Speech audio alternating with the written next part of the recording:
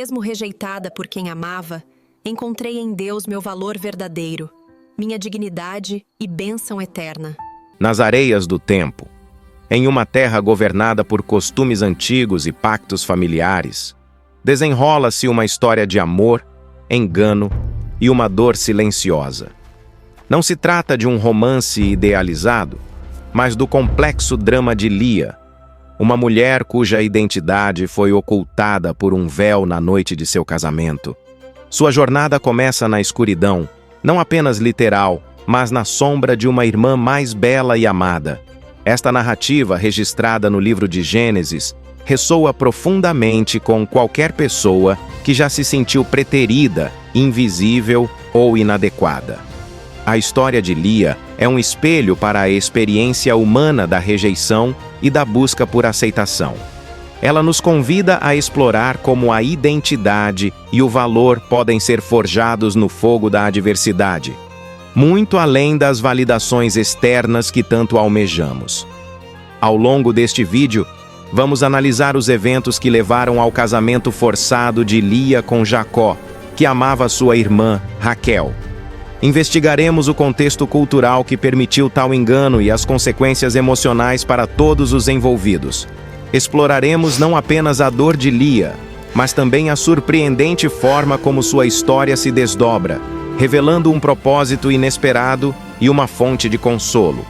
Minha abordagem é baseada em uma análise cuidadosa dos textos bíblicos, contextualizada com entendimentos históricos sobre a época. O objetivo não é apresentar dogmas, mas convidar a uma reflexão sobre as camadas de significado nesta antiga e poderosa história humana. A intenção é fornecer uma perspectiva que seja ao mesmo tempo informativa, respeitosa e emocionalmente envolvente para compreender a profundidade deste relato. Para entender plenamente a angústia de Lia e a ousadia de seu pai, Labão, precisamos primeiro recuar no tempo. É necessário compreender o mundo em que viviam, um lugar onde casamentos eram mais contratos do que romances, e onde a honra de uma família e a ordem de nascimento detinham um peso que hoje mal podemos imaginar. Essa era a realidade que selou seu destino. A história de Lia e Jacó ocorre na antiga Mesopotâmia, uma cultura patriarcal onde as filhas eram consideradas propriedade do pai. Os casamentos eram arranjos estratégicos, destinados a fortalecer laços familiares, consolidar riquezas e garantir a descendência. O amor romântico, como o conhecemos, raramente era o fator principal na união de um casal. Jacó, fugindo de seu irmão, chegou a essa terra e concordou em trabalhar para seu tio, Labão. O acordo era claro: 7 anos de trabalho em troca da mão de Raquel, a filha mais nova, e aos olhos de Jacó, a mais bela. Este período de serviço, um dote em forma de trabalho, demonstra a seriedade do compromisso. No entanto, as leis e costumes da região continham nuances que um estrangeiro como Jacó poderia não perceber, especialmente a regra implícita sobre a primogenitura das filhas. A tradição local, como Labão mais tarde argumentaria, ditava que a filha mais velha deveria se casar primeiro. Entregar a mais nova antes da primogênita seria uma desonra para a família e para a própria Lia, marcando-a como indesejada. Esta pressão cultural foi a justificativa de Labão para o seu plano, uma tentativa de garantir o futuro de ambas as filhas dentro das rígidas expectativas sociais da época. Para ilustrar, imagine um contrato de negócios moderno com cláusulas ocultas nas letras miúdas. Jacó cumpriu sua parte do acordo com dedicação, focado no prêmio que era Raquel. Ele não percebeu que as regras do jogo eram ditadas por costumes que ele desconhecia. Labão, por sua vez, viu uma oportunidade de resolver 2 problemas familiares com uma única e audaciosa manobra, explorando a paixão de Jacó. Essa teia de obrigações, costumes e desejos pessoais criou o cenário perfeito para o engano que estava por vir. A festa de casamento, com suas tradições e o véu que cobria o rosto da noiva, não era apenas uma celebração, mas o palco onde o destino de Lia seria irrevogavelmente alterado, sob o manto da noite e da tradição. A noite do casamento chegou, um evento de grande celebração comunitária. As festividades, provavelmente repletas de música, dança e vinho, criaram uma atmosfera caótica e festiva que serviu de cobertura para o plano de Labão. No clímax da cerimônia, a noiva era conduzida ao noivo. Coberta por um véu espesso, sua identidade era um mistério para todos, exceto para aqueles que orquestraram a troca. A escuridão da tenda nupcial e o provável estado de exaustão e celebração de Jacó foram fatores cruciais. Ele esperou 7 longos anos por aquele momento, e sua mente estava focada na imagem de Raquel. O texto bíblico é sutil, mas a implicação é que na ausência de luz e com a identidade da noiva obscurecida pelo véu e pela tradição, o engano foi consumado sem suspeitas. Podemos apenas imaginar o turbilhão de emoções de Lia naquele momento. Medo, vergonha, talvez uma centelha de esperança de que, de alguma forma, ela pudesse ser amada. Ela foi uma participante silenciosa em um esquema que a colocava no centro de uma promessa quebrada. Sua voz não é ouvida no relato, tornando seu sofrimento e sua cumplicidade um mistério profundo e doloroso. A revelação veio com a luz da manhã. Gênesis 29:25 descreve a descoberta chocante de Jacó. Quando chegou a manhã, lá estava Lia. A traição era clara, e a raiva de Jacó foi direcionada a Labão. No entanto, para Lia, a manhã não trouxe alívio, mas a dura realidade de ser a esposa indesejada.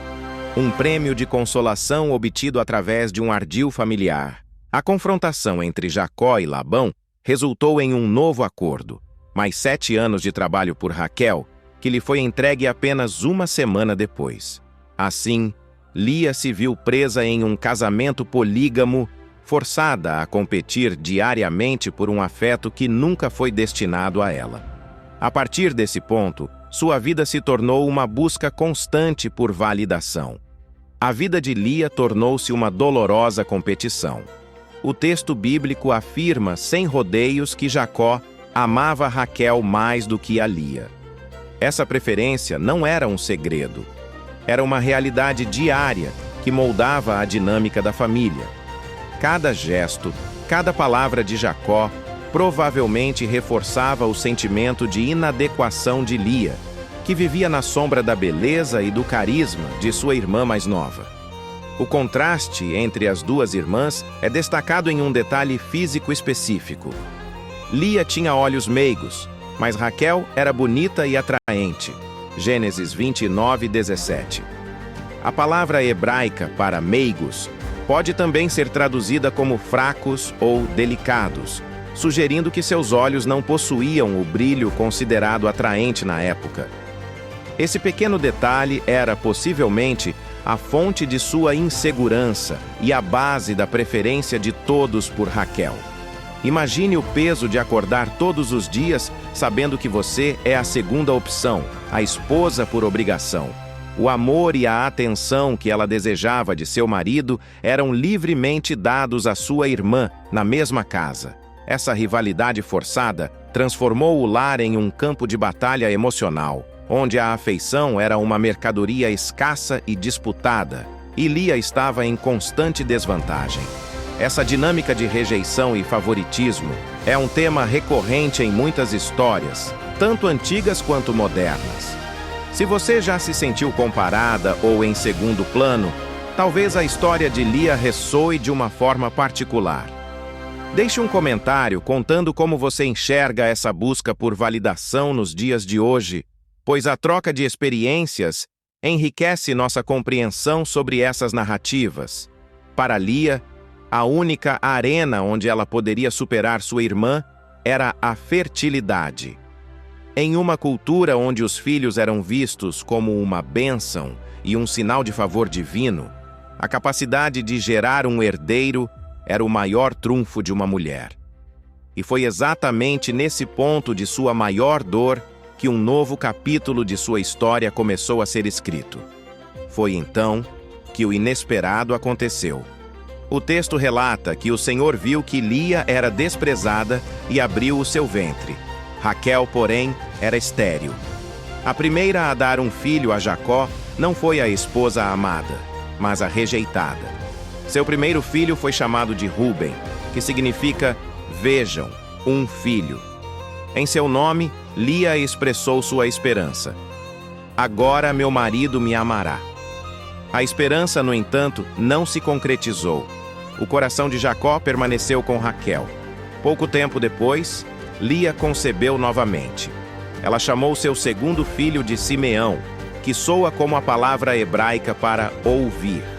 Ela declarou: "Porque o Senhor ouviu que eu era desprezada, deu-me também este". Sua dor era um clamor, e ela sentia que Deus a estava escutando. O terceiro filho chegou, e ela o nomeou Levi, derivado da palavra que significa ligado ou unido. Sua esperança foi verbalizada mais uma vez. "Agora, finalmente, meu marido se unirá a mim, porque já lhe dei 3 filhos".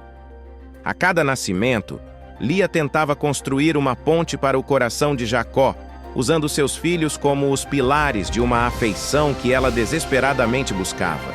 Essa atenção divina à sua condição não apenas validou Lia em sua vida pessoal, mas também a posicionou de forma central na grande narrativa de Israel.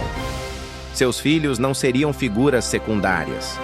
Eles se tornariam os fundadores de algumas das tribos mais importantes e, através de sua linhagem, um legado muito maior do que ela jamais poderia ter imaginado começaria a tomar forma. O legado de Lia não é medido pelo amor que ela recebeu de seu marido, mas pela descendência que ela gerou. Levi, seu terceiro filho, tornou-se o patriarca da tribo sacerdotal de Israel.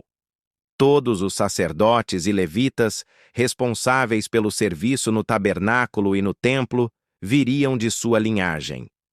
O centro da adoração de toda a nação foi confiado aos descendentes da esposa que se sentia espiritualmente desolada. Ainda mais significativo é o seu quarto filho, Judá. Dele descenderia a tribo real, a linhagem dos reis de Israel, incluindo o maior de todos, o rei Davi.